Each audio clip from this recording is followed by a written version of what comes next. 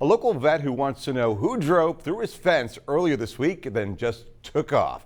Our Greg Chandler live in studio tonight with his story. And Greg, from what you were telling me earlier, this could have been a whole lot worse. Yeah, Paul, you're absolutely right. Lino Rivas says he thanks God he wasn't hurt earlier this week when a pickup drove through his fence.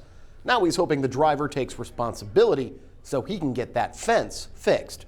Bike wreck? Lino Rivas believes he's lucky to be alive. He enlisted in the U.S. Army in 1972, and in 1974 he was hurt while stationed in Korea. They should never send a Texan to Korea. It was 40 degrees below, and I slipped off of a little hill and then landed on my right knee and fractured it. Rivas spent more than a year recovering and was discharged with full disability. Earlier this week, a pickup driving on McCardle swerved across both lanes, jumped a curb, and crashed through his fence. It almost hit my bedroom by about 6 feet. Amazingly, Rivas slept through the whole thing. The next morning, his wife found a card from a police officer. I called it, and they said there was a hit and run, and that they were working on the case, and they did have the license plate number because it was connected to the grill. The front of the truck is still there, along with a gaping hole in Rivas's fence. Rivas says the driver called a friend who picked them up. He wants that driver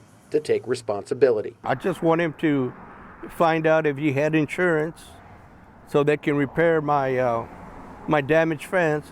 Maybe about $1,000 to fix it. But on a fixed income, it's $1,000 Rivas doesn't have. He says without the driver's insurance, he can't afford to fix his fence. Rivas says he forgives the driver. He only wants them to do the right thing. We got to do the right thing, because if it happened to my neighbor or somebody else, I would want them to get their fence fixed. Now, Rivas may forgive the driver, but don't count on CCPD doing the same. A spokesperson says the department is investigating. However, there have been no arrests or citations so far. For Veterans in Focus, Greg Chandler, KRIS 6 News.